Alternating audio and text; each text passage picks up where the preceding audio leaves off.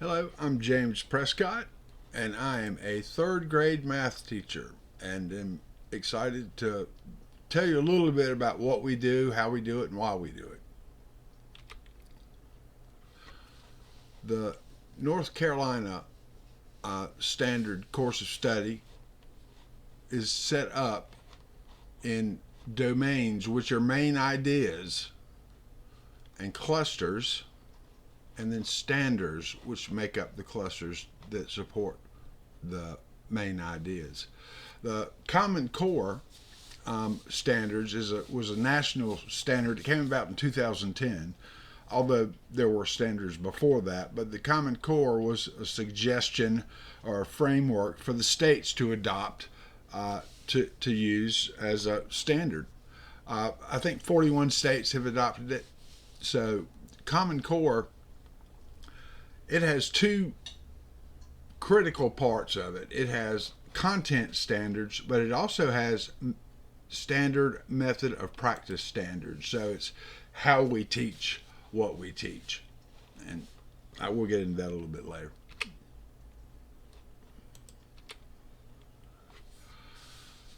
And a little shift in the Common Core is that it has narrowed its focus to address and focus on a few ideas, but a deeper understanding. And in third grade, the concepts and skills we use of multiplication and division, and also we introduce fractions for the first time. So the in second grade or K through 2, they do addition and subtraction, but we do multiplication and division and fractions also in third. And here you can see this is a standard progression of these are domains, and then grades or course level. And you can see third, here we are, and we numbers and operations, we do multiplication and division. This is addition and subtraction, but we introduce fractions in the third grade, and that's an important difference in this grade. There really weren't any major revisions to the standard course of study.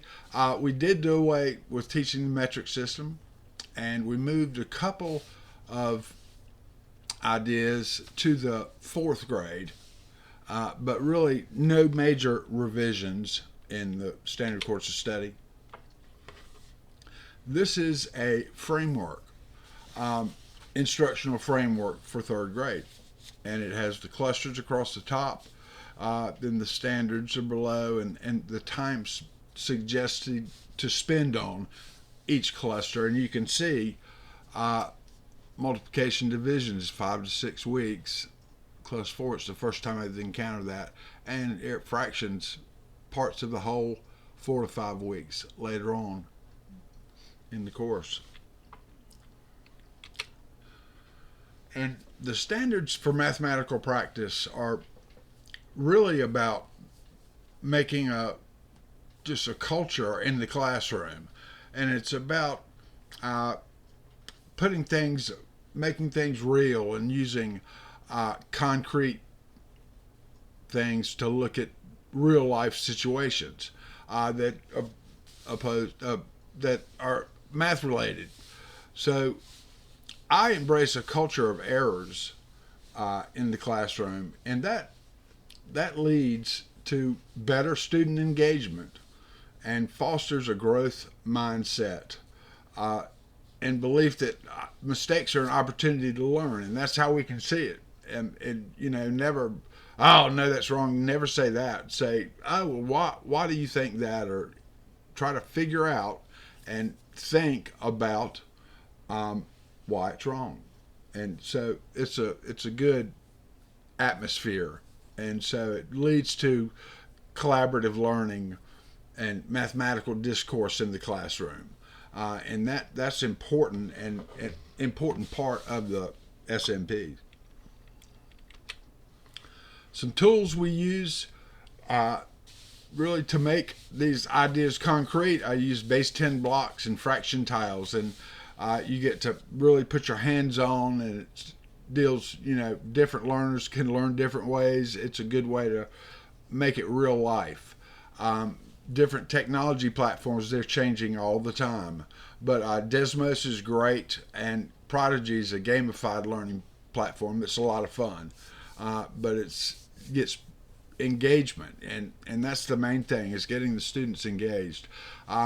Easily differentiated instruction by just different levels of complexity. And we need to make sure everyone is getting it. And so if it takes a little more time, it does, and so be it. But it's to tier the activities is very important. But I'm excited for this year, and I look forward to working and learning math with your children. Math rocks.